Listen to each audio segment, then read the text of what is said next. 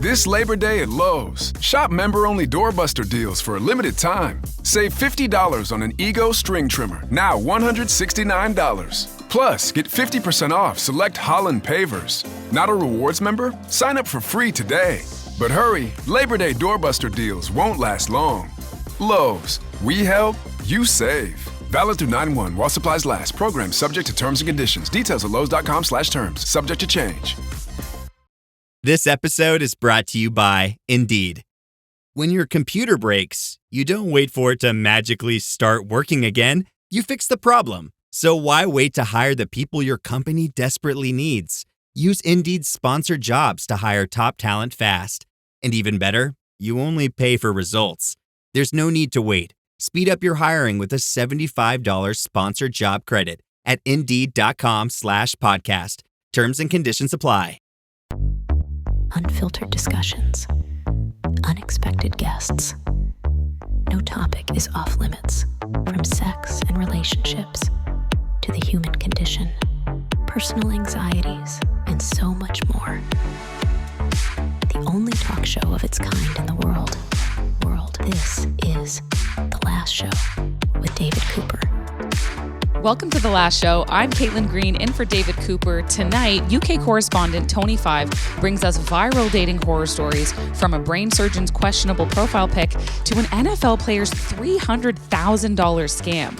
We're also going to dive into the new most hated CEO on the internet and what Nelly Furtado can teach us about body image with media personality Meredith Shaw. Also, why tween girls are obsessed with Sephora, plus journalist Matt Alston on terrible bosses and how working from home might actually boost engagement. Caitlin Green, she's ever so clean. She's Caitlin Green. How are you?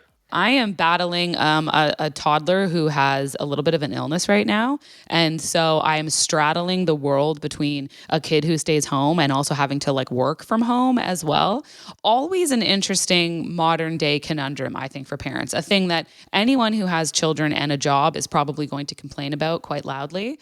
I don't know how people did it during the pandemic, but they did. I think that any single parent who survived working from home while having your kids online, quote unquote, school from home during lockdowns needs some sort of medal for freedom, or at the very least, a free vacation. Someone needs to give them something. Just something, maybe like a GoFundMe for everyone who just did it. Heck yeah. Just I'd love to see, that should be a thing. I'm no marketing executive, but if I was in charge of a chain like Sandals or Club Med, I would start giving away vacations. See, I would do that as well. And in terms of, I know you speak on behalf of North America and Canada. How is it there? You mean in terms of just in life, just day to day? Just in life. I know you speak on behalf of them. I speak on behalf of England. That's so right. I can basically everybody in England agrees with me, and I know that they all agree with you, Kate. You're a voice. Yeah, you're right. You're the monolith for UK culture, and so am I for then Canadian culture. So. Should I be offended by monolith? I don't know. You've got such a great vocabulary. No, don't be offended, but also it's factually incorrect. Yeah, no, things in Canada feel okay. I mean, I think Canadians here are kind of still inundated with a lot of US news, which can be a real bummer. There, of course, has been the random round of death watch for President Donald Trump that's happened recently. People are seeing bruising on his hand. They're worried about congestive heart failure. Some people are excited at the prospect that he might be unhealthy. It really runs the gamut. I don't really engage in death hoaxes. So I read somewhere that it was a weird political assassination attempt by Vladimir Putin, like a spy movie. He had something on his hand, he touched him, and 18 days later, President Trump will just keel over. But that's such a Mission Impossible move, I mean, if it did, that would be wow, what a way. It would, but you got to think of all the U.S. presidents to meet with Putin, you'd think that Trump would be his favorite because Trump seems to be his biggest fan in terms of absolutely in the history of U.S. presidents. It seems like he has a noteworthily positive take on Vladimir Putin. So if Putin turned around and shook his hand and gave him some sort of powder on it, that would really be something. I have this dream that they're just Wordle friends. That they play Wordle with one another on the New York Times. And then they're just, Vlad, what did you get? I got a 4. And then he's going, oh my God, I got a 3. Do you know this really banal, like relationships. Like me and you, I would just text you, hi, how are you? Send you a silly video. Like I want to imagine that these guys are just like really like regular, normal, not superpower, not finger on the button of the nuclear button, just playing Wordle, maybe like Words with Friends or Farmyard, I don't know what it's called. Yeah, stuff like that. I could see, you know what's weird? I could see Donald Trump engaging in that kind of behavior. I can't imagine Vladimir Putin doing anything normal, from having him stage win like a hockey match. I remember that, like he was seen sort of being given a vanity goal against professional athletes, or riding around shirtless on a horse. Like nothing he does is ever normal. But you know, Donald Trump, like lots of people say lots of things about him, but he still is a guy who has very publicly said how much he loves a cheeseburger. He loves McDonald's. He's like an older gentleman who enjoys golf. Like he does have some pretty regular behaviors. I don't see Putin doing that. But I would say, yeah, like there's been no evidence yet that Donald Trump has passed away or is imminently going to. Everyone's sort of picking apart photos. Look at every single photo you see circulate on social media these days. You have to absolutely scrutinize. 100%. AI is so freaky. There are people that have gone forensically analyzing the thing, saying, oh my God, you know, look at the mirror and the thing's wrong and the carpet's wrong. How do these people have not better time to do? Like, what are they doing that they're just, really forensically examining these photos? I just want to know if he plays Wordle. Yeah, that's all we want to know. That's all Tony and I want to know. Is he playing Words with Friends with other leaders of various free worlds / air quotes free world? Yeah, I agree. Well, you know, that aside, that's definitely something that's been going on in Canada. Something else that I'm seeing a lot of constantly, inundated with, and I'm very glad that I'm not a part of because I'm married, is the online hellscape of dating. All these dating apps. And I have friends who are single and they go through a lot of different matches and experiences on dating apps. Are you on dating apps? So, as David's regular contributor, I am on every single dating app. I'm on Nadar, Tinder, Binder, Winder, anything ending in dar, I am on it's so freaky. Half the things on it are like bots or scams or whatever. And the other ones are just very strange. I like talking to people, as you know. So, I'm on Bumble with friends. I'm on Bumblebee, where I just match with insects. I'm on every single thing you can mention. I'm on Gaydar. I'm not even gay. Just like to chat to them. It's fantastic. So I think this has become, when I was growing up, and online dating and dating matchmaking services were kind of frowned upon. You were almost ridiculed, right, to use these things. And you wouldn't tell someone, I met them online. Now it's the norm. It's almost alien to meet somebody in a bar or in real life. IRL, I think they call it. So, it's everywhere, right? Mm-hmm. It is everywhere. And because it is ubiquitous and because the online dating platforms now encompass millions of people, they're usually littered with fraudsters now too. To your point about the bots, people who are out there love scamming and pretending to be someone they're not. Or, at the very least, lying on their profiles, posting pictures of themselves where they look way hotter than they do in real life. But this story caught my attention, and it's been trending a lot, is that a former NFL player, who was not hard done by the way, earned over $40 million throughout his career, is accused of ripping off women he's been meeting on dating apps by pretending to have financial issues and swindling them out of up to $300,000 total. So this is a former cornerback for the Cleveland Browns and the New York Jets. And so he's now been charged with 18 separate charges. And they're saying it's a huge, extensive financial scheme. He's 36 years old. He's now in jail. And it's just bizarre to me how prevalent this is. And it certainly makes me think to issue a warning to anyone, man or woman, that you can't give money to somebody you meet online. Like you absolutely can't. Even somebody you meet in real life, there's the whole case of the Tinder swindler, that was a whole documentary that was happening. So these scams go from just being online, just being on your phones, to being people who you might actually know in real life, but you have to be so careful about what you're hearing from someone who's a romantic partner. I think it's so easy for us to sit and talk about how easy is it to be swindled. But the idea of a con artist, the name comes from confidence trickster. So they're actually getting into your confidence. They take their time. They work on you. You become familiar with them. If you're lonely, they give you company. They fill the gap that you're looking for on these apps, right? And then all of a sudden it becomes, you're not lending money to a stranger, you're lending money to a friend and they really need it. And, they're offering you this And that's so, it's so sad. There are so many shows in the UK where they're filming how these guys and girls, swindle elderly people. I just find absolutely disgusting when they're taking their life savings. Younger people, I feel, should know better, but very young people, like the teenagers who maybe haven't had a first girlfriend or first boyfriend, and they're getting attention, right? All of a sudden they're getting attention, and usually they're very attractive people or pictures, so they're going, well, I'll never do this in real life. And and it's so easy, right? It's just a keyboard. And now with AI, which is analyzing what you're saying and can write you back like a real person, yeah, it's a minefield, dude. Minefield. My guest is Tony Five. He is our UK correspondent, and he is going to be back after this to talk about another shocking behavior that is trending because, oh my gosh, it just makes the online dating world seem terrible. It is a doctor who used a picture with a patient's exposed brain as their profile picture on a dating site. Want to be part of The Last Show with David Cooper? Call us and join the conversation. 1-888-505-6644. On top of building this fake volcano for months, I give my daughter Smarty Pants vitamins to support her brain health. So her science fair project sounds more like and less like.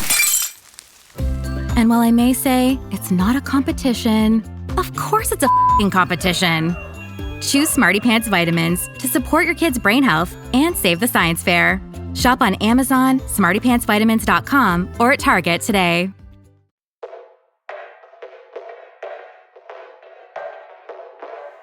Most shows deliver serious news that you can use. As a point of differentiation, we give you news you can't use. The Last Show, with David Cooper and special foreign correspondent, Tony Five. Welcome back to The Last Show. I'm Caitlin Green, in for David Cooper, joined again by Tony Five, our foreign correspondent, who is live from the UK, and we are going to talk about the worst dating profile picture I've ever heard of, and that is saying something. People make fun of people who pose with fish or with a pet that isn't theirs or a baby that isn't, they don't even really know. Tigers, do you remember the tiger thing for such a long, the dosed out, like absolutely drugged up lions and tigers standing above them, thinking that would attract women. Now, as a woman, does that attract you in any way, shape or form? Absolutely not. How useful do you think this is going to be in day-to-day life for us? Like, no one thinks you've dominated this tiger. You're certainly not protecting me from it. And you're engaging in wildlife tourism that I find a little bit distasteful. So yeah, I'm happy that that was a trend that departed. What I'm about to describe better not be a trend that kicks off. This is a doctor who is trending because they used a picture with a patient's exposed brain on their dating site. Wow. Oh my gosh. This is crazy. I don't know how much, I think it's something that gets talked about a lot, but I don't know how much validation you need as a brain surgeon more than you already have by just being a brain surgeon.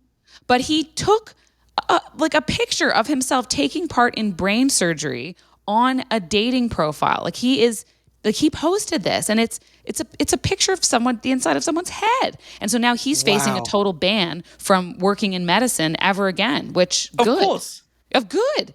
Do you have copyright on your brain? I guess you do, right? So who could sue? Was it the brain patient? I guess she could, couldn't she? But because I think that I would imagine that the patient could sue the hospital network, if not the doctor specifically. And then he would be liable because when you become a doctor, there are rules and regulations around privacy, around patient confidentiality that you absolutely have to adhere to. Of course, they take the hippopotamus oath. I know. And it's absolutely Do you think that lady saw on the news and she was like, do you know what? That looks just like my brain. It's weird because it's not an X-rated photo, but it feels so intimate. It's shocking. And also, who is seeing this photo? What person in their right mind sees a photo of an exposed human brain on a dating profile and is like, ooh, I need to go for coffee with this guy? I would think they're Hannibal Lecter. I just find it strange. Like a brain surgeon, right? Super clever. How many years of study to be top of your game? To take a brain or to touch a brain, you're really top of your game. Didn't anybody in the operating theatre look at him while he was taking a selfie and go, hey, doctor, what's happening there? Like, did they not think to stop it? You know, he's got the mood music on. He's got all the other staff nurses with, like, lighting on him, you know, trying to get the best angle with him. He's got somebody standing on the operating table, taking a picture down so he doesn't have the double chin. You know, can we move the brain to the left a little bit? It's got a little bit of glare. That is just incredible. It's disgusting too, because as somebody who has a very weak stomach, the story gave me like faucet mouth when I feel as though I'm about to be sick, because it is really gross. And also, there has been this long-standing stereotype about doctors and surgeons specifically that they have a God complex. Everyone's arrogance, God complex, yes. Yeah, it's made fun of a lot on TV shows. It's made fun of a lot in popular culture. The recent Seth Rogen series, The Studio, had an entire episode essentially dedicated to this exact topic. And surgeons are sometimes identified as having not the best bedside manner, like strange interpersonal skills.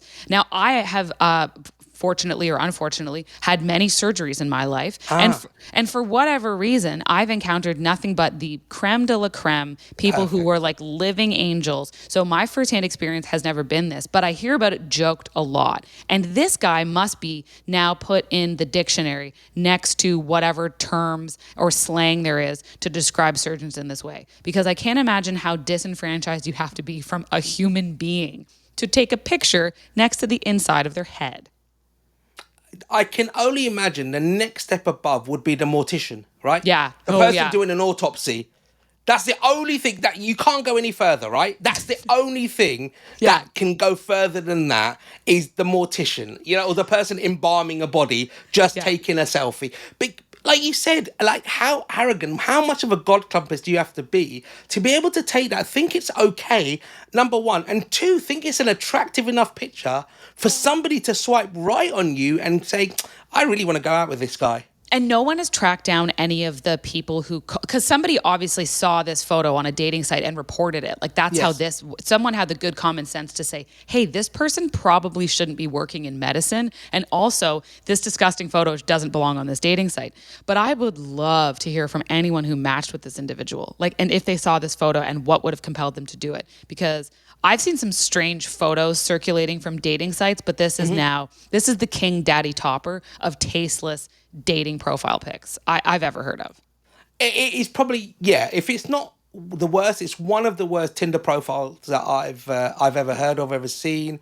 And can't believe it. I thought it was a joke at first, and like, you know, maybe like a Halloween prop, until it said that he actually was a brain surgeon and he actually was operating. And like, again, where's the hygiene? He's just brought his iPhone 7 into it. What is going on, dude? He probably brings that same phone into the bathroom and then carries it into the operating room and takes photos with it. There you go. So this is one of the worst people on the internet. A title that I think is really it's hard to win these days, because when you have CEOs having affairs at Coldplay concerts, and when you have CEOs stealing hats out of the Polish CEO who stole the hat from a child at a tennis match, and you know, like, it's hard to be the worst guy on the internet, but I think this surgeon is up there. And I will say, high performing, high achieving individuals seem to be displaying some pretty public callous behavior these days. Mm-hmm. Yeah, it's really hard to be the worst person on the internet, to be the main character of the internet, but I think this guy won. He's taking the title as like the worst person I've seen on a dating app recently. Now, another dating trend that I think is kind of terrible, and it started trending because it has a funny name, which is great. The branding on this trend is pretty good, but it's called Shrekking, as in Shrek, the lovable green ogre from the movies. But the dating term is referring to specifically, quote unquote, dating down. And this is typically kind of referring to the looks department. So I'm not saying I agree with this, and I'm not saying I like this mentality, but it is going around. So the idea is that you find a Shrek instead of a Prince Charming, in the hope that, much like Shrek in the movie, will treat you very, very well and not kind of like crap. Now, here's the twist.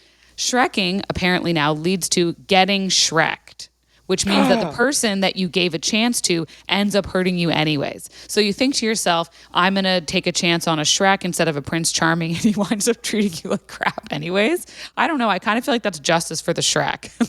I think so. And I'm not sure whether it means that the lady just wants to live in a mud hut or a swamp. Do you not think that? I know you've gone straight for the kill, but I think there might be ladies. I know real estate is so expensive in Canada and America. So it could just be that. You call it Shrekking, but actually it's quite a good real estate move. Maybe the swamp looks good. Who knows? You never know. Another thing that I wanted to talk about with you that I've been noticing on TikTok is the 5-4-3-2-1 grocery hack. Have you seen this too? I have seen it 5 of one, 4 of another, 3 of the other. What are they? Do you remember?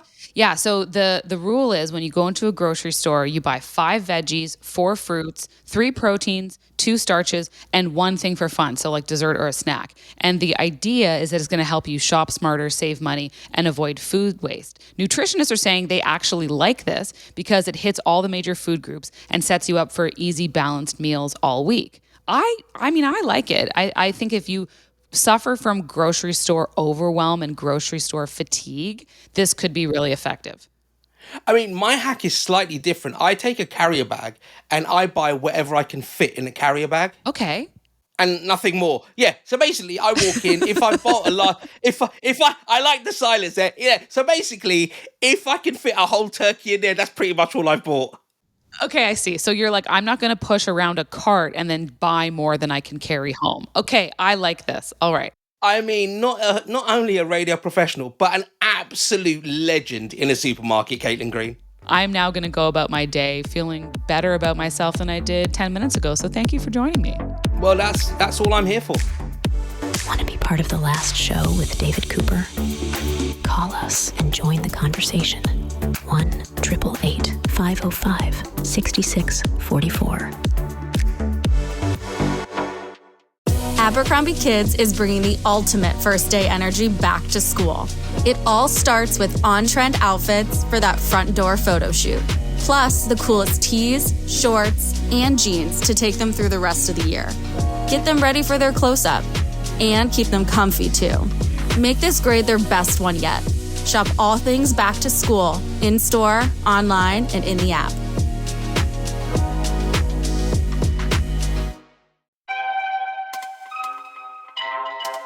The last show with David Cooper, where we utilize non-linear reverse, inverse, backward thinking protocols. It sounds like this. Welcome back to The Last Show. I'm Caitlin Green, filling in for David Cooper, and I am joined now by really someone who needs very little introduction. One of my favorite people in life, definitely one of my favorite people to ever have a conversation with. My favorite person to listen to behind a microphone or to see on camera. I am joined by curvy model extraordinaire, writer, I think. Also, you used to have a podcast of your own, radio host, TV host, media personality, Meredith Shaw. I mean... Are you just starting off with lies? No, I'm not. Thanks. That's very nice. I love that you led with curvy model. All your listeners are going to be like, ooh la la. They should. I mean, if you don't already know about the popped champagne bottle of sparkle that is Meredith Shaw, you need to go check out her IG because it is just an explosion of joy, but also reality. You're a very good sharer. You share, I think, the right amount. You give enough behind the scenes realness, but it's not ever bumming me out, which is a very hard thing to do on social. That is a fine line to walk in the year 2025. It is, because you don't want to blow smoke. You know what I mean? You don't want to be this sort of everything's roses all the time, because it's not. And then when I always think about how would I feel if I saw this, because I'm very focused on what it makes someone feel in the end to see it. Because what's it doing for me to post it? Showing off? What's the point of this whole matrix that we're in, right? So it's got to have it's got to land. And for me, it's got to kind of either be hot, hilarious, or helpful. Those are my 3 H's. I'm just starting with the mic drop moments, Caitlin. Yeah, and if it can be all 3, even better. I think maybe you were a chief marketing officer in a past life. At the very least, you should be consulting for people on social. Well, Caitlin, I'm looking for a job, so... You and me both, girl. So for some behind the scenes content and history, when Ms. Meredith Shaw and I used to work together at our former place of employment, Meredith and I shared a studio at ungodly early morning hours, and I would do trending reports. I would break down all the stuff that was going on in the world, things that everyone was talking about on social that morning. And so I kind of want to go back to a nostalgia moment and like run through some of the fun topics that I'm seeing everyone break apart on social, and like not so fun topics, but we'll approach it from a hot, hilarious, and helpful lens, which I'm going to steal from you. So the most reviled CEO on the internet is now no longer the astronomer CEO who was caught cheating on his spouse at the Coldplay concert. We have someone who's managed to dethrone him. This is the Polish CEO, and his name is, again, asterisks here. I'm going to butcher all of these names. And as someone who works in radio, this always makes me feel very nervous. But his name was Piotr, Piotr. Okay. I'm not going to even touch his first name, Piotr. I'm not going to touch his last name. But you know this man because a clip of him snatching a hat at a tennis match meant for a child, like snatching it out of the child's hand at this tennis match, has gone viral. He has had like a bombardment of negative reviews plague his company now. Apparently, they've seen some sort of stock decline because he's become so famous for the worst possible reason. Did you see this clip? What did you think? I did see the clip. I mean, I think everyone saw the clip. It's the thing now that happens, right? These public moments go totally viral, and then stock prices. It's very interesting that all these things are getting into the business world. It's one thing where it's like, famous people or people who know they're famous, publicly facing. But, this is kind of moment where if you are in a public space, you are up for public consumption, and your behavior, it needs to be on some kind of level that is appropriate, or you may very well get called out by the world. Yeah.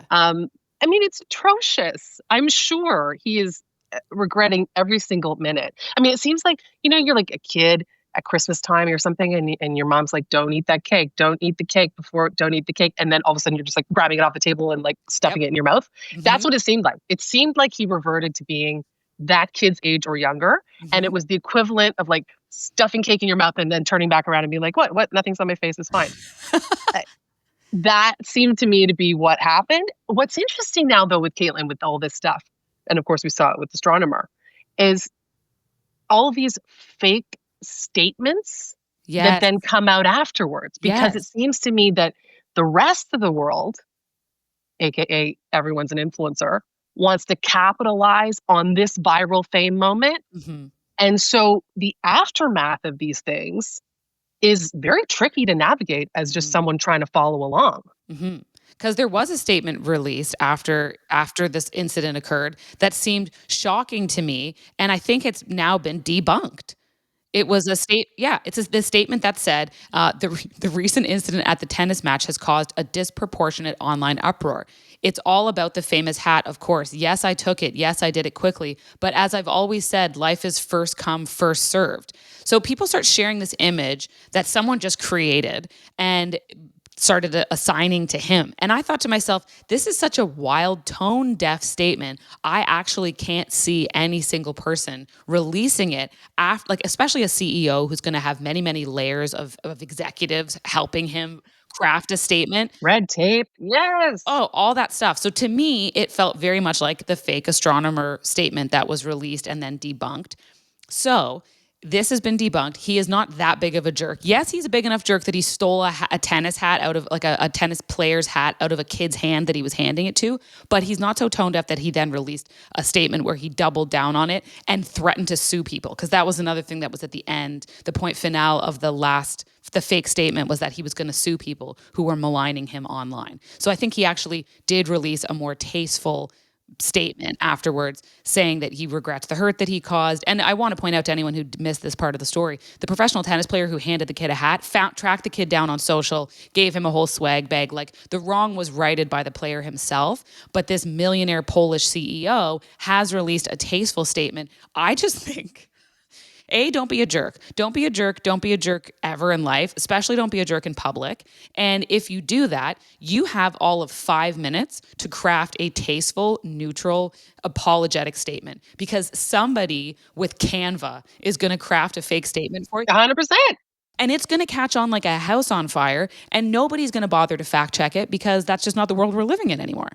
No. And the wife, there was a fake statement from the wife. I think know. because of the whole astronomer and then the wife part, somehow I know his wife was there beside him or something, and he put the hat in her bag or something. So I guess she was, ergo facto involved in some way, shape, or form. I'm just imagining if this is my partner Rodney, did something like that. I mean, the backhanded slap that would have come out of me. I'm like, what are you doing?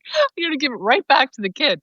And then, the wife becomes the hero. But no, even that I thought was interesting. And the player, you're right. I mean, he gave, I thought, quite a bit of grace to the CEO. I mean, saying like, I'm sure he regrets it and this was a mistake. And I mean, he seemed to be very benevolent. So yeah, I guess all's well that ends well. He was like, leave me out of this, was sort of what I took from the tennis player's statement. I'm going to give this kid a sweet swag bag. Leave me out of your mess. This has nothing to do with me. And the other thing is, I do think that if your spouse does something publicly wrong, like you yourself can catch a stray, as we're seeing with the spouses of the astronomer CEO, as we're seeing now with this woman. So I do think it's an important lesson in PR that everyone, you have 5 nanoseconds to craft a statement on this. The other thing I liked, and I saw you share this on your socials, was like a feel-good moment that happened at a Jays game where an adult catches a ball, gives the ball to a kid. That's the world I'm used to us living in. And Yankees fan. Was it a Yankees? A Yankees fan kid. Yeah, it wasn't even a Jays fan. It was like a Yankees fan. He was wearing a little Yankees hat, and the Toronto Blue Jays fan gave him, caught the ball and gave him the ball. Oh, the kid was so thrilled, emotional, gave him a big hug. Very sweet. So nice that, the Canadians can show the way of how to behave at a public sporting event. Yeah.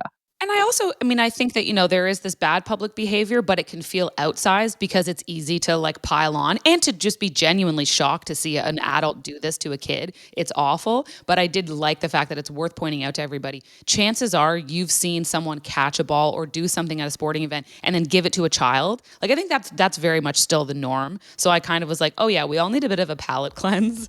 Yes. My guest is media personality Meredith Shaw, who's going to stick around to talk about why nothing riles up the online masses like a body-positive celebrity. Want to be part of the last show with David Cooper? Call us and join the conversation. 1-888-505-6644. Learning through play starts with Lego Duplo. With Lego Duplo, toddlers can develop real-life skills while having fun with colorful bricks made just for them. Large, easy to grip, and safe to explore. When children express themselves with Lego Duplo, they build patience, problem-solving, and empathy. See your child learn perseverance and self-expression with everything they imagine and create. Visit lego.com/preschool to learn more. Your above-average intelligence brought you here. It deserves above-average absurdity. This is The Last Show with David Cooper. Welcome back to The Last Show. I'm Caitlin Green, in for David Cooper, and I'm joined by media personality, TV host, radio host, and curvy model Meredith Shaw. In other trending CEO news, did you catch this whole Cracker Barrel rebrand, debrand? No, I saw this in a like, hey, do you want to talk about this? And I don't know anything about this. I've been to one of those. Have you? Oh, okay. My gosh, they are. I mean, talk about a lot of food. And then people put them into bags. Yeah, they have it to go into their purses. Yeah, like meat into their chicken legs. Oh yeah. Yeah. I was shocked. I spent a lot of time in Nashville in my early 20s. And yeah, Cracker Barrel was on the drive from Toronto to Nashville, so I ate there quite a bit. My grandfather was famous for pulling up a chair to a buffet. So I'm going to say my kind of guy. Yeah, I understand buffet culture. And this was a beloved brand. If you've ever taken a road trip in many parts of Middle America, you are going to really love seeing the Cracker Barrel logo pop up on the side of a highway. And it is sort of like it's comforting. The old. Yeah, it's comforting. It's very old-timey. It also has like an old-timey shop that is part of it. And rocking chairs on the porch. And I think they sell the rocking chairs. And as I was sitting on one, I had a vision of like, what I need as a 27-year-old songwriter? A rocking chair. And I should buy one Like it's one of those, moments you have in life. Anyway, I didn't get them. This is all part of their brand. They've really built this country brand. And so Cracker Barrel decides that they are going to rebrand their iconic logo and make it less country and more kind of like a homogenized corporate logo. We've seen it here in Canada with so many beloved brands. Tim Hortons kind of comes to mind for me. And they make everything look like an anonymous like corporate airport hotel.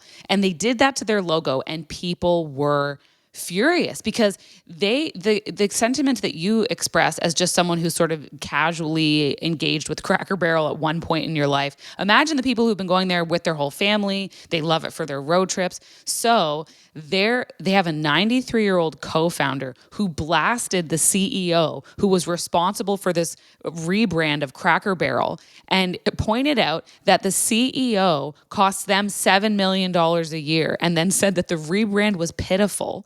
And because of the backlash, Cracker Barrel went back to the old logo.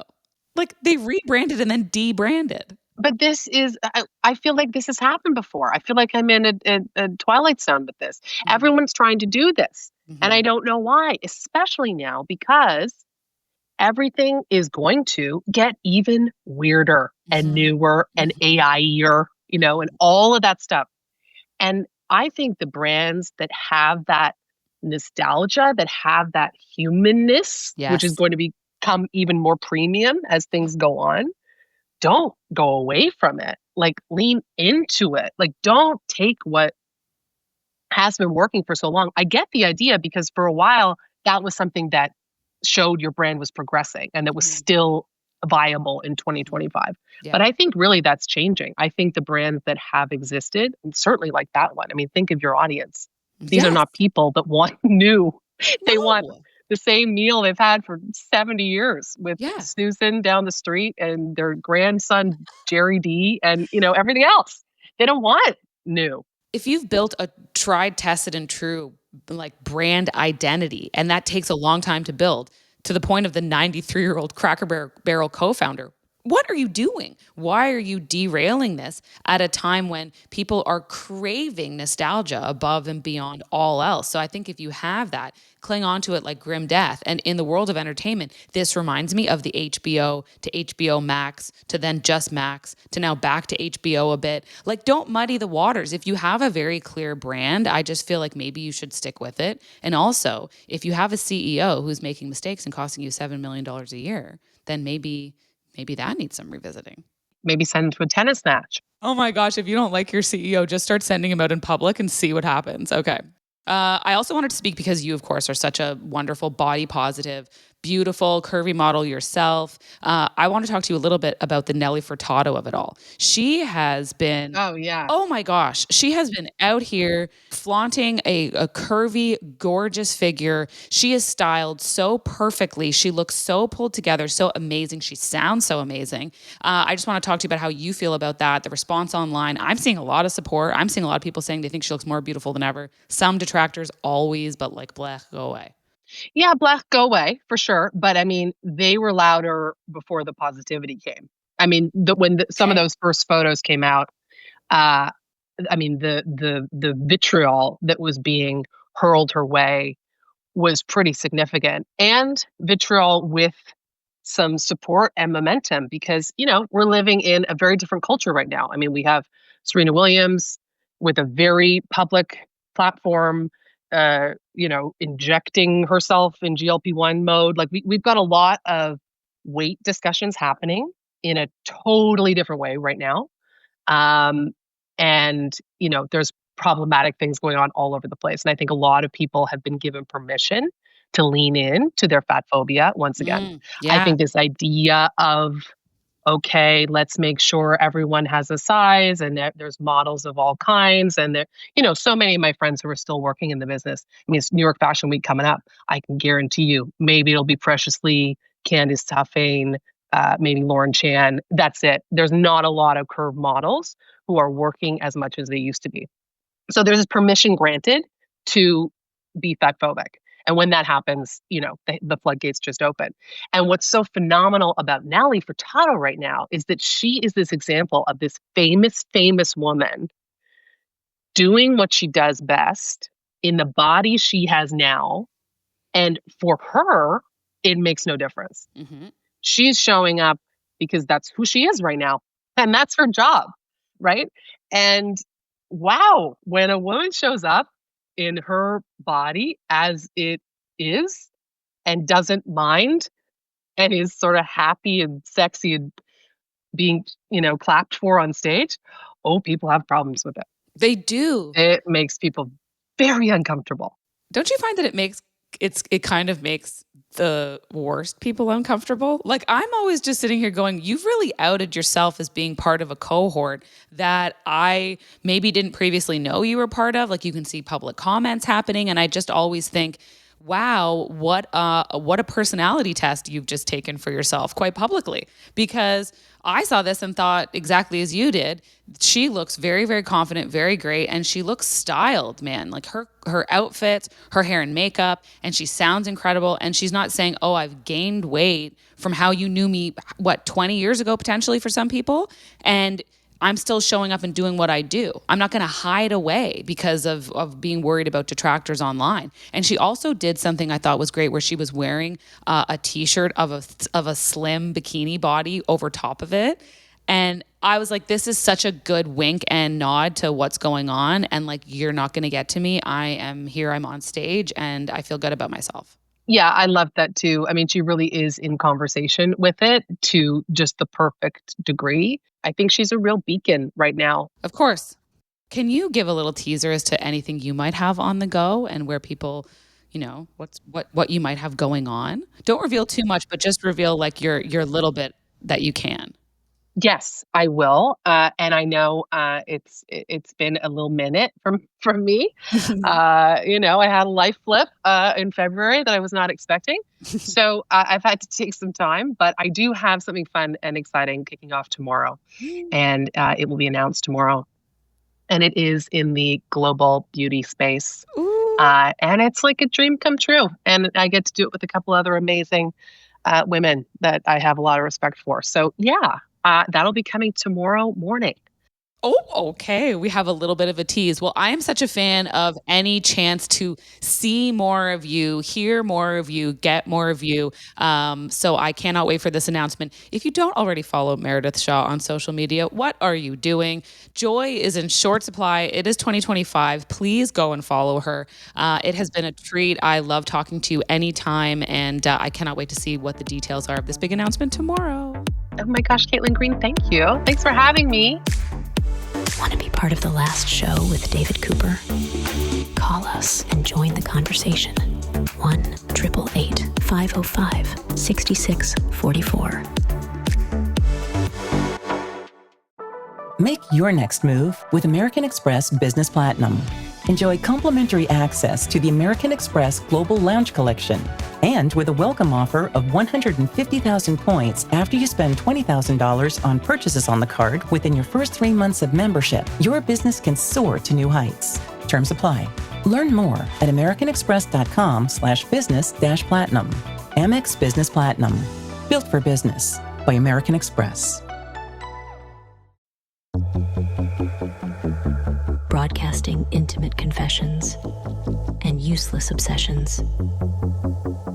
You're listening to The Last Show with David Cooper.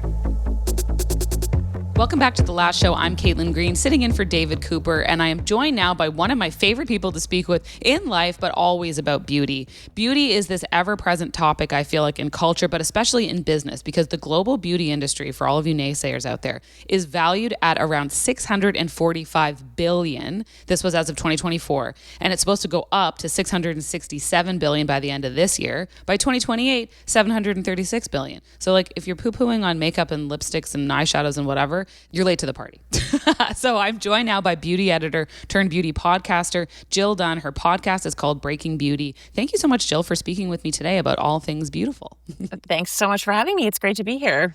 I want to talk about Hailey Bieber. Yes. The Hailey Bieber portion of the beauty industry is big. The celeb portion of the beauty industry is really, really big. How much was her Rhode beauty brand recently acquired for? So it was an interesting story because it kind of happened out of nowhere, but her brand was acquired by Elf Cosmetics, the parent company for Elf Cosmetics, which we know is a drugstore staple brand. And it was a really interesting move because they bought it for $1 billion. And they also had acquired over the last couple of years some other influencer brands, Naturium being one of them. So they're really making a play into skincare, into influencer and celebrity-led brands. But why Hailey is so special is because, and why her brand is getting the $1 billion check written to it, whereas maybe some of these others are not, is because she is the ultimate kind of aspirational woman who looks incredible, who was wearing glazed donut everything before she ever launched her line, but her products are affordable. I was just going to say that. Yes. Yeah. The entry point for them is good. It's really good. Like a lot of the things are $20 or so or less. Yep. And she's actually, big news this week, launching into Sephora Canada and Sephora in the US. So her star just keeps rising in the beauty industry, and her products are, like we say on our podcast, #damn good. They are damn good. I mean, and also too, I think she is a real genius, or someone on her team is, when it comes to the aesthetics of her product. I mean, her whole thing is about her look. Everything on her socials is very, very curated. Obviously, you know, she's a model herself, great skin, great hair, great clothes, all of those things.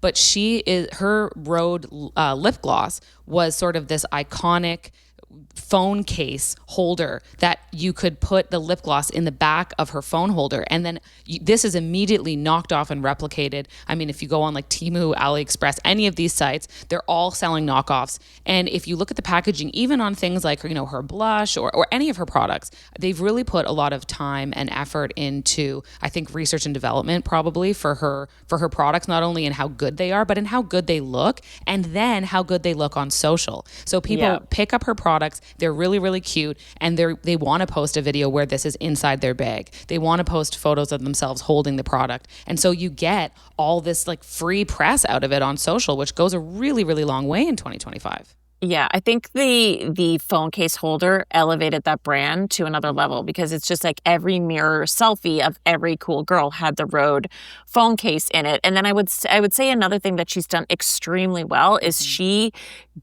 knew that people were going to say she didn't know what she was talking about. So she got in bed with the right people, the right R&D people, the right cosmetic chemists to back her. I know for sure, they have told me personally that she was sending them samples. Give me your honest feedback. What do you think? She's getting their buy-in before she ever launched.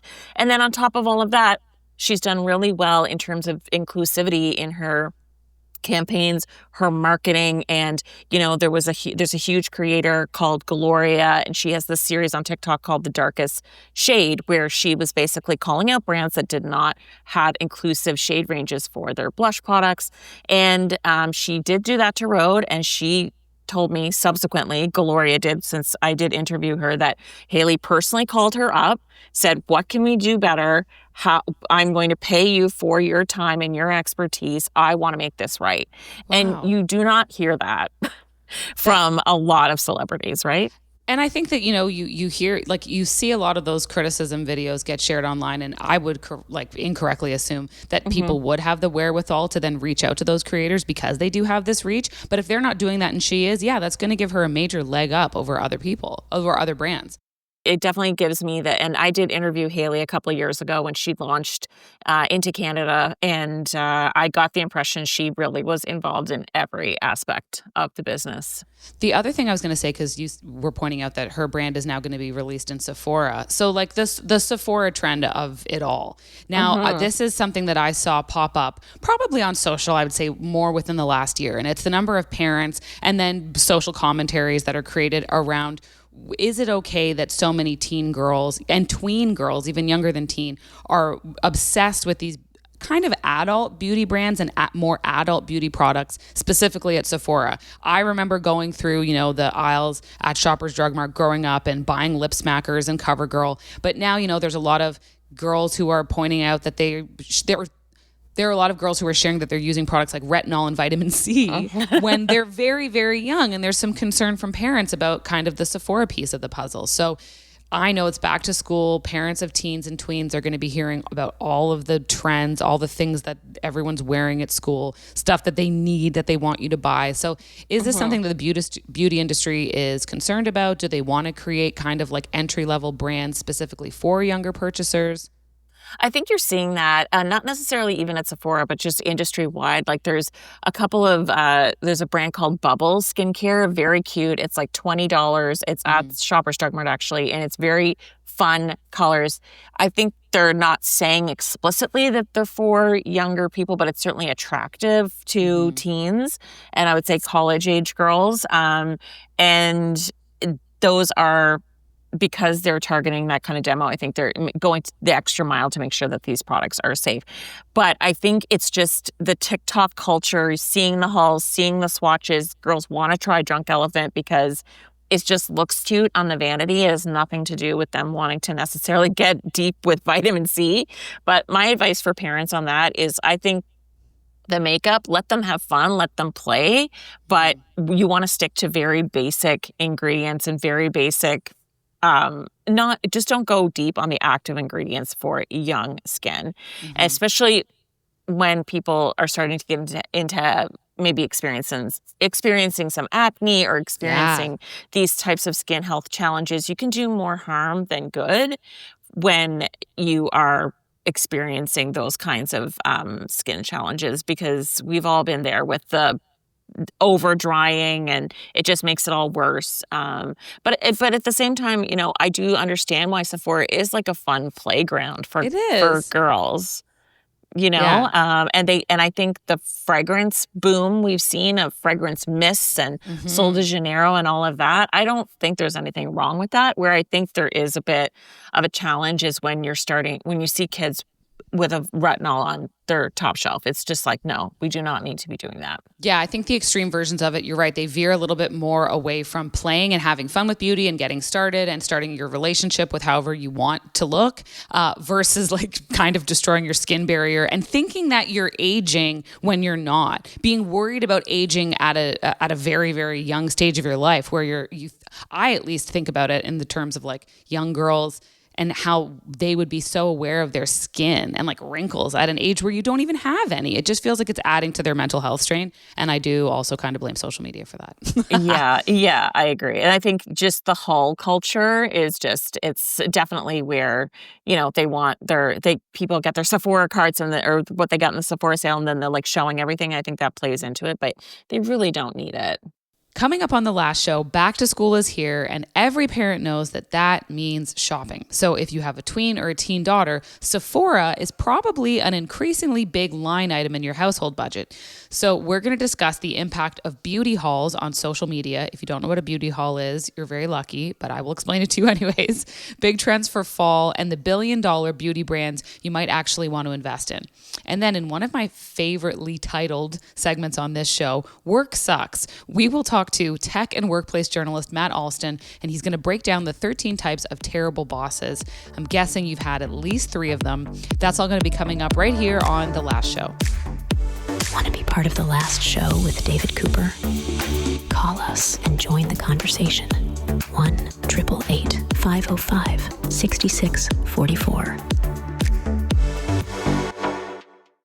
This episode is brought to you by eBay. We all have that piece. The one that's so you've basically become known for it. And if you don't yet, fashionistas, you'll find it on eBay. That Miu Miu red leather bomber, the Custo Barcelona cowboy top, or that Patagonia fleece in the 2017 colorway. All these finds are all on eBay, along with millions of more main character pieces backed by authenticity guarantee. eBay is the place for pre-loved and vintage fashion. eBay, things people love. Smart, sharp, and slightly unhinged. Late night's fresh perspective. The Last Show with David Cooper. You were talking to me a little bit before we started today about like recession indicators in beauty. Yes. So we've heard about this. Everyone's talking about the economy all the time. Every industry is going to feel the impact of people spending less. How does that show up in fragrance specifically? Because it's expensive. Like perfumes in 2025 are a fortune. Yes. And I think that we've seen what was so fascinating to me during the pandemic was how much fragrance popped off. And it was because of fragrance TikTok, people explaining why they love certain scents. And it was just a very unusual time because they're describing how these things smell, but you couldn't necessarily experience it yourself. So, but I think people wanted to feel good, uplifted at home, whatnot. So it became really popular. But fine fragrances, especially designer brands, are anywhere from $150 to $200. So what we're experiencing now is the boom of the fragrance mists. Back in our day, it was like Bath and Body Works or the Victoria's Secret Calgon body sprays. Yes. And now it's Fleur, like PHLUR. Parents, write this down if you have a teen or tween and you want to be in the know. Yes, they just sold their brand for a huge amount of money.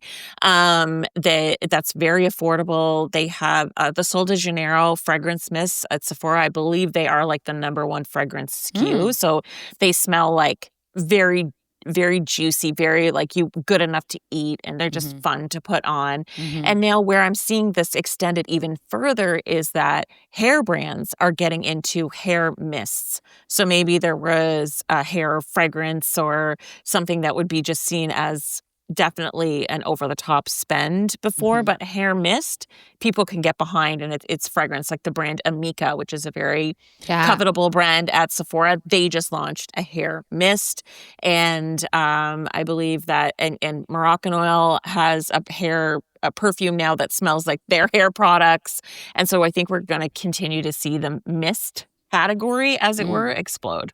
Okay, so if you have a teen girl or a tween, then buy some mists and you're kind of like, you're in the know. The other thing, you mentioned this earlier, we were talking about it in relation to people who don't need it, and that's active ingredients, that you don't want to have this on young skin. You don't want to break down your skin barrier with it, but it is something that we hear so much about. There's vitamin C in everything, there's peptides in everything, there's hyaluronic acid in everything. Because you're the beauty editor expert, what are the active ingredients you think people should hone in on and then just leave it there? Like, just keep it simple for yourself. If you were going to keep it simple, I would say like cleanser, a really good cleanser that's not stripping. That's like the foundation of any good skincare routine. You want to take the day off, as it were. I mean, Clinique made a product called Take the Day Off Cleanser years ago. But really any cleanser, you can get it from the drugstore. Like CeraVe has a really good cleanser the one that's in the green, I really like. I can't remember the name of it off the top of my head, but it's just really good for skin that's, even in your 30s and 40s. And then I would say a vitamin C serum is going to be it's antioxidants, so it's fending off free radical damage, so it prevents aging, but it's also preventing dark spots. So I think that's a really good thing. And there's so many out there now, so many different price points, so everyone can kind of get in on this active ingredient. And then I would say sunscreen every single day.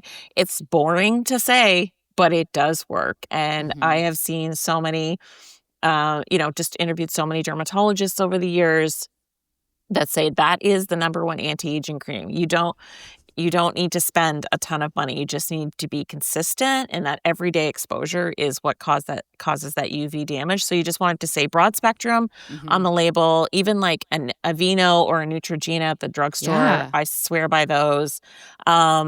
They're great, they're inexpensive, and you can get good lasting results. And then I would say tried and true retinol. If you can tolerate it, it's gold standard anti-aging ingredient. You will get reduction in wrinkles. You will get brightness overall. It's good for pores. So I think that those are the basics. Yeah, and I like that all of those categories you just outlined, again, you don't need to spend a lot of money. Like retinol is retinol, vitamin C is vitamin C. So long as it's shelf stable, I think you're in pretty good shape. Okay, great. Well, I feel reassured that I'm not too cluttered on my top shelf. Okay, and last before I let you go, I want to talk about some of the trends that you see in beauty that are going to be defining fall 2025. It's the new season. I feel the new season here. Every time September begins, it feels like the new year. I don't care what anyone says. January never feels like the start of the new year to me. I'm so used to the back to school ingrained in my brain. As we start anew in fall, what are we going to do for like hair? What are we going to be doing for beauty? I think for haircuts, we're still talking about the bob. Yeah. It's still happening from the White Lotus, and you're going to see that, I think, proliferate into the fall. It just looks good. It feels like a fresh start. You get a fresh bob, you're like, I am locked in. I can take on the rest of this year.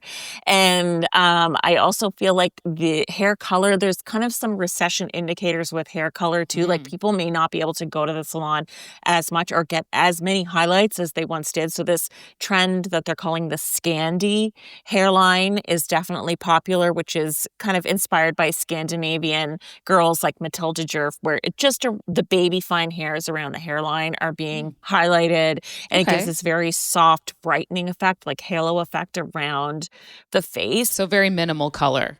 Very minimal, but like still kind of lived in for sure. And I think, seeing like balayage, or, letting, it's not exactly balayage, but that where you have the darker roots, the lighter ends, I still think we're seeing a bit of that because that is less maintenance than going to get the highlights constantly. And then I think October 3rd is in a month. We are about to see Showgirl Beauty Everything. Yeah, that's of course Taylor Swift's new album that's going to be coming out, The Life of a Showgirl. And the big celebs do influence beauty trends. And so I think, Showgirl Beauty is definitely going to be something we see, and also timely. It's not that far from Halloween. Like, there's going to be a lot of Taylor Swift inspired Halloween costumes in high schools, in universities, just about everywhere. I am predicting a lot of orange sparkles, which isn't that just so already on the nose for Halloween as it is? Yeah, orange sparkles. She made those glitter freckles famous. I actually wore those to the Eras tour when I... Did you? Yeah, they're from a brand called Fazit, Fazit. And then I think there's a lot of glitter. It makes perfect sense coming into the holiday season. And I think we're kind of in the mood for a little razzle dazzle. Like, it's just been a bit of a stressful year for a lot of people. So why not have a little bit of fun with makeup? It comes off at the end of the day, and a sparkly eyeliner, sparkly freckles, we're going to be in for it all. And I often think, even if you yourself aren't a beauty addict like me and Jill, you probably have one in your life. It might be a daughter, it might be your son, it might be your wife or your partner, who knows? But knowing all of these things is very helpful because you're going to have to buy gifts. You're going to want to be able to listen in on your teen or tween talking about their day at school, and you want to be in the know. So I think following this stuff is good. And also, I've said this to so many friends recently, and I've had this echoed by people who work in finance. It makes sense to invest in these brands as well. If you are looking to diversify some of your investment portfolio, I really do think beauty is an interesting category for that because it is on such a growth trajectory. And this isn't just about brands, like you can buy in Sephora. It's about cosmetic beauty. It's about celebrity beauty. It's big business. So I really appreciate you taking the time to break everything down. Of course. Because I like it in so many ways. I always say that beauty is a window into the world of culture. It absolutely is. No matter what we're talking about, there is always a beauty angle, whether it was Bill Clinton getting his hair cut on a plane all those years ago or what have you, or Trump's concealer on his hand. It infiltrates everything. It's from true. Politics to music to art to how we feel about ourselves, taking care of ourselves when times are a little bit tough. I think sometimes you just need to throw on the LED light mask and contemplate your life, Yeah, I love that. I've also thought to myself, how great would it be? And it would be very clued in, and I'm not sure if their teams would advise it, but if politicians did a get ready with me, I would watch. People think JD Vance wears, eyeliner. If I was him, I think I would do a get ready with me video where I put on guy liner. I mean, get in on the joke to an extent. This is brilliant. I know. Well, I don't think he's listening right now to us, Jill, but if he was, I would say you should be doing that. And anyways, thank you so much, Jill. My guest has been Jill Dunn. She is a former beauty editor turned podcaster. You can listen to her Breaking Beauty podcast wherever you listen to your podcasts. Thank you. Want to be part of the last show with David Cooper? Call us and join the conversation. 1-888-505-6644. This episode is brought to you by Progressive Insurance. Do you ever find yourself playing the budgeting game? Well, with the Name Your Price tool from Progressive, You can find options that fit your budget and potentially lower your bills. Try it at Progressive.com. Progressive Casualty Insurance Company and Affiliates. Price and coverage match limited by state law. Not available in all states.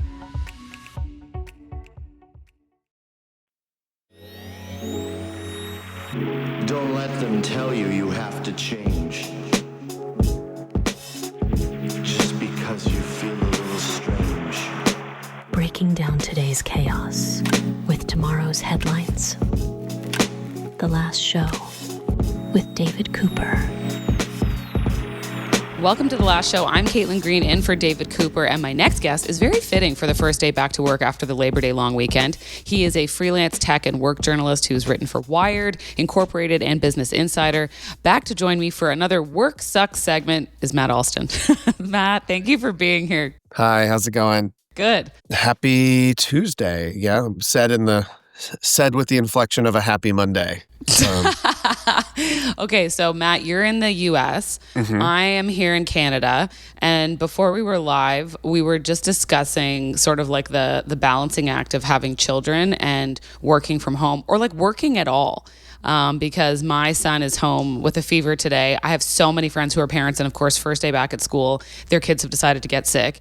And you in the US, for some reason, there's no school today. They give you like a day in between. What is this? I think it's city dependent, but I've found the Northeast, I live in New England, it is just pretty willy-nilly about a random Tuesday not being a school day all throughout the year, but especially like buffering holidays. You're sort of like, wait a minute, what am I supposed to do today? Okay, I guess we'll figure it out. I guess two working parents will just argue today. I guess that's what we'll do. I guess this was a policy decision that means my wife and I have to fight. That's what I don't get. And like, there's so many conversations that happen all the time. They're like, oh, birth rates are declining. I wonder why. I'm like, well, maybe because we live in a society that's so expensive. Both parents have to work. Also in the US, you guys don't have maternity leave covered appropriately. Here in Canada, even though we technically have it covered, you're moved to EI. And I would say that some of the research done on what happens to women when they go back to work, not great. So all in all, I'm kind of like, I don't know, the vice that you put families and parents in is a little uncomfy and not exactly conducive to people feeling like engaged with their jobs and kind of like taken care of well enough to have kids. So that's our back to work after Labor Day rant. Yeah, it makes you, having kids, school-age children in the summer puts you immediately combative with your job because camps are very different on very different schedules and timelines than school is. And so every single day is a negotiation between either you and your employer, you and your co-parent, sometimes even you and your child for their attention versus what your work demands. And obviously I'm speaking from a place of great privilege as someone who even can work remotely and work from home. Because without that privilege, some of these negotiations aren't even happening at all. For sure. Well, yeah, there was this recent study that came out. And again, I'm like, I keep saying this. There should just be just in neon lights. Working from home and having the flexibility makes people happier. And study after study, every week there's a new one that's just like, hey, we decided to spend a bunch of money on one of these polls again to tell you the thing we've already said a million times. But people, especially parents, really do benefit from that flexibility. It makes them happier. And we all have anecdotal versions of this, right? Before the pandemic, my wife was she was lucky enough to have a kind of half hybrid role, and every single atom of her being was dedicated to trying to get more days home and fewer days in the office. Though she's a person who but that anecdote is not as powerful or as compelling as data. And so a thing I've brought up on the show with you guys before is engagement. As imperfect a measure as it is, it is a useful measure for deciding and telling how productive the labor force at large is going to be, right? Yeah. If your employees are 32% engaged versus 35% engaged, that's like a massive delta that produces a lot more work, even though the number feels kind of insignificant. I looked it up before we talked. 38% of remote employees feel engaged. That still sounds crummy, but it's 19 to 20% of office-bound employees. That's huge. Yeah. So there is an animosity. This is the anecdotal part, or the sort of me interpreting the data part. But when you feel like you have more control over your day-to-day coming and going, you don't have a commute, your work hasn't given you things that don't feel like work, like a commute, you're more likely to be engaged with your work when it's time to work. And I also think you probably feel a little bit more almost like loyal to it in a way, because I know that when you have a boss who is engaged with you, gives you some autonomy, trusts you to just like, hey, get your job done, kind of like do your thing, stay out of my way, and I'll give you the flexibility that you deserve as an adult. That's something that I personally would say, hey, I don't want to mess this up. I don't know that I'm necessarily going to get this everywhere else, so I'm going to try to stay here, do a really good job, and then you're saving yourself from employee turnover and everything that comes along with that too as an employer. Yeah, I think it's also worth remembering and knowing that this is a relatively new phenomenon. It's mostly post-COVID. Before COVID, it was like 5% of the workforce worked remotely. You just think contractors, video editors, people who historically and forever have been able to work from home. It peaked in the US at like 70%, during the sort of March 2020, April 2020. And now it's back down to 20%. So those numbers say 4 times as many people or 5 times as many people work from home as did before COVID. That is a massive shift. It is from, there's a few people who work here that we don't know that they send in their, there's a couple remote employees we've never met to like 1 in 4, 1 in 5. And so corporations are going to have a tough time integrating that and figuring it out. Like the friction and the sort of return to office over the last few years, those are naturally occurring responses to like something entering the environment. Some sort of, if you're thinking of the corporation as this big organism, it's like it has some bacteria it's trying to figure out what to do with. Does this live in my body or do I like flush it out? And depending on the company and depending on the industry and depending on the stock market, we're getting different answers all the time. Yeah. I saw another article, and I appreciated this one, again, as a way to celebrate Labor Day by discussing terrible bosses. Because, instead of some of the pieces I see floating around that kind of focus on disengaged employees, which, hey, I enjoy. But the root issue for a lot of that, too, is not just sort of like the autonomy versus work from home, all that stuff. It's about having terrible bosses. So there was an article in Business Insider, and it's listed the 13 types of terrible bosses and how to avoid becoming one. And the basis for the article was a new book from a former marketing executive at Unilever and Johnson & Johnson. So like as big of companies as you could reasonably find. And I love the title. It's called The Devil Emails at Midnight, What Good Leaders Can Learn from Bad Bosses. What did you think about this list, and how do you feel about this? It's fun. I would say, again, like these kinds of lists are great. I think you and I could come up with 13 of our own that are distinct and unique from these, or with sort of limited overlap, because we've all had, 2 or 3 bad bosses for every great boss. A thing as I continue to cover work, learning that sort of like management isn't a made up thing that you just stick people who get promoted into. I mean, that it is. For a lot of people, it's a made up situation where they've exceeded their time at a company or they've exceeded their abilities and they've sort of the Peter principle. They've been promoted into a place where now there's nowhere else to go. So they're a manager, and I'm a copywriter. Now I'm the manager of 4 copywriters. I wasn't taught any management skills, and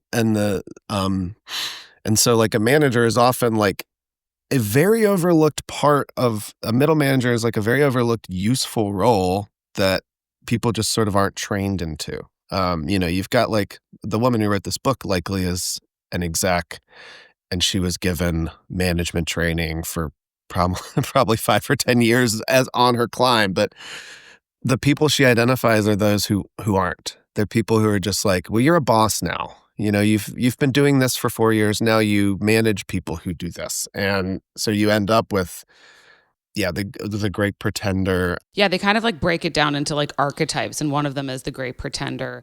I think it obviously is like very industry specific. Yeah. My guest is tech and work journalist Matt Alston. You can find his writing in Wired, Inc., and Business Insider. We're going to steal even more of his time working from home while parenting to discuss the value of providing remote work flexibility to employees. Want to be part of the last show with David Cooper? Call us and join the conversation. 1-888-505-6644. Attention all small biz owners. At the UPS Store, you can count on us to handle your packages with care. With our certified packing experts, your packages are properly packed and protected. And with our pack and ship guarantee, when we pack it and ship it, we guarantee it. Because your items arrive safe or you'll be reimbursed. Visit the upsstore.com/guarantee for full details. Most locations are independently owned. Product services, pricing, and hours of operation may vary. See Center for details. The UPS Store. Be unstoppable. Come into your local store today. When the day is done, we're just getting started. The last show with David Cooper. Welcome back to The Last Show. I'm Caitlin Green, in for David Cooper, here for another round of Work Sucks.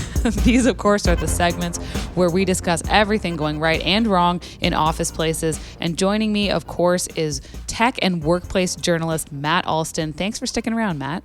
Yes.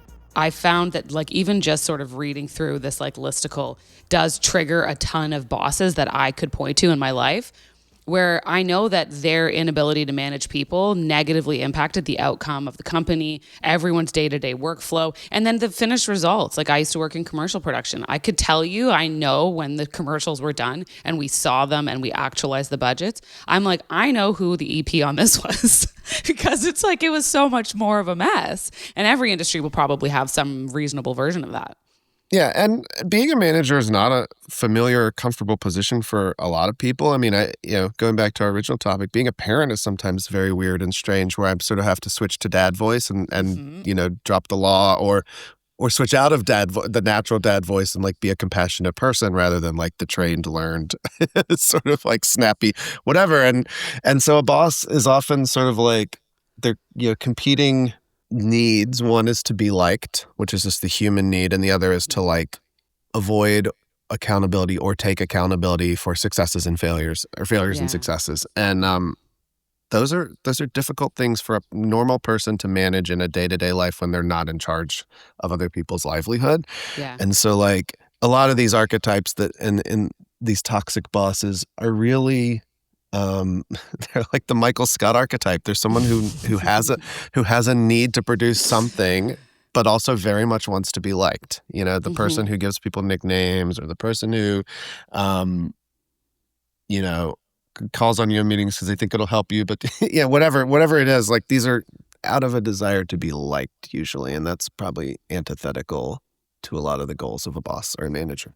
I like this one. They called it the chopper. And this is the boss who insists on being CC'd on every email, nitpicked minor formatting, and constantly redid her team's work, even when it didn't need redoing. And I have found so many of these bosses, they're make work bosses.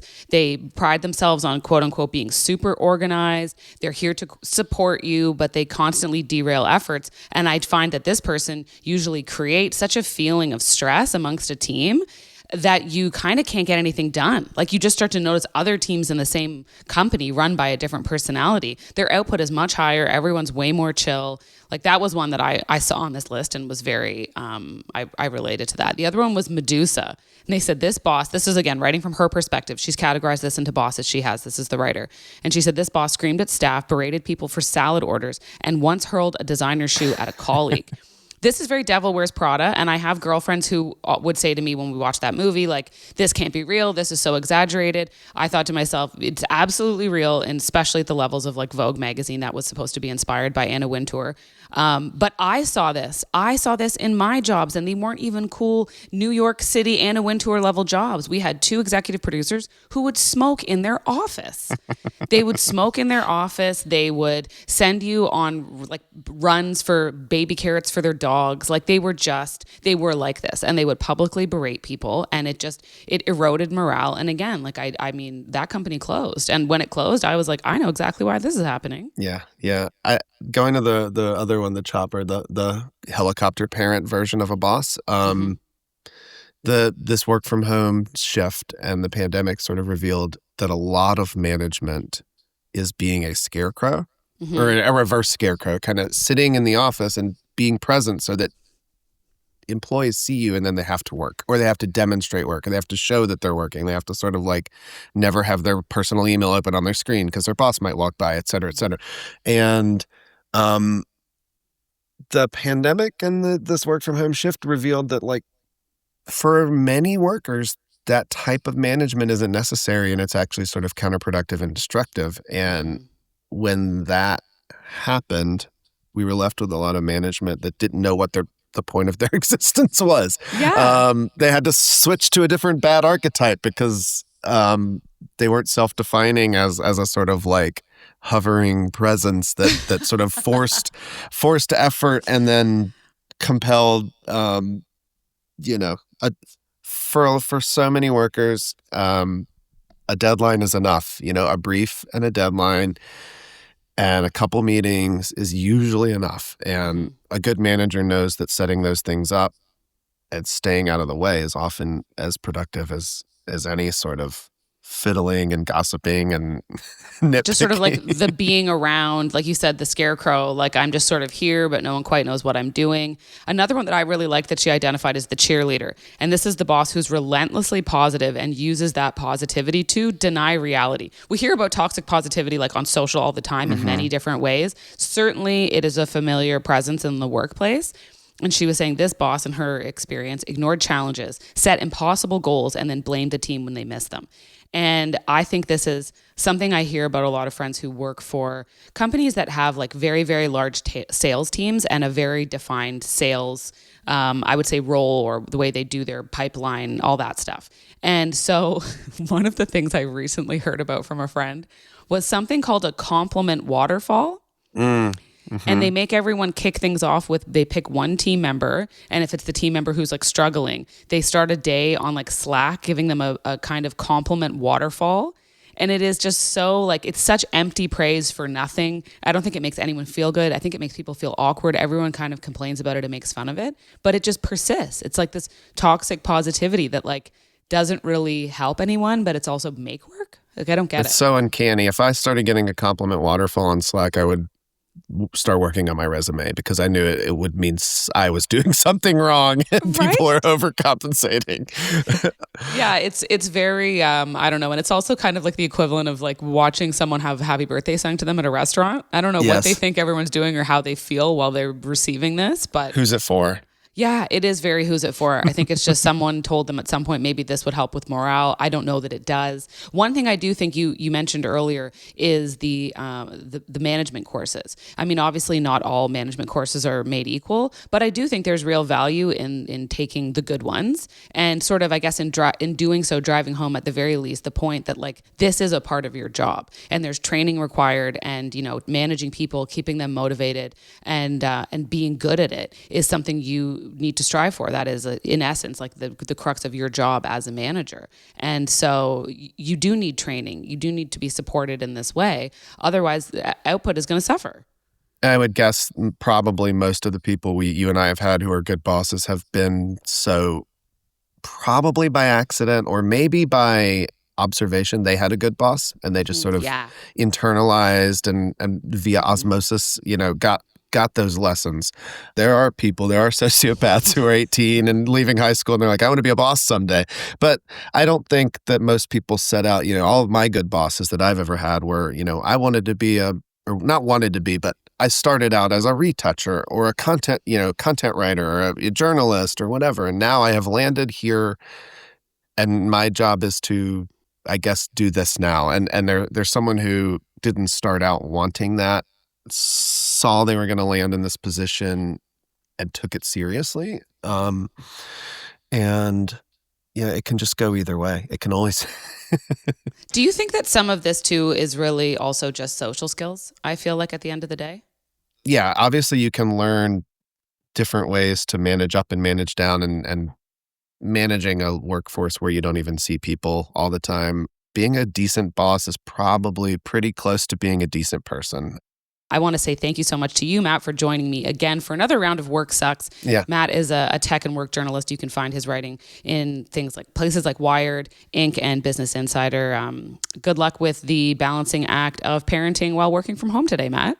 We'll get through it. There's nothing that K-pop demon hunters can't get you through. That's it for the last show. I'm Caitlin Green, back tomorrow with Therapy Thursday on a Wednesday. That's where a licensed therapist is going to be dishing out free advice because nobody should be turning down free therapy in 2025. We're also going to get into why Taylor Swift's fans all think they're her best friend, even though they've never met her. A travel expert joins to tell us what to dodge and what to try if you're adventuring solo. And if you missed any of the chaos from tonight, whether that's the awful CEO stories or dating trends like Shrekking, we are also a podcast, and you can find us wherever you listen or at lastshow.pizza.com. Have a great night. The end. For 4 years, Noah and Sarah have been clawing out from beneath the Denver airport. They have faced monsters, secret armies, and killing machines. But they're done running. This season on Escaping Denver, the truth is revealed. Captives become legends, and a war 1,000 years in the making erupts around them. Join us for the end of our story. The final season of Escaping Denver drops August 11th on Apple Podcasts, Spotify, Amazon Music, and wherever you find your favorite podcasts.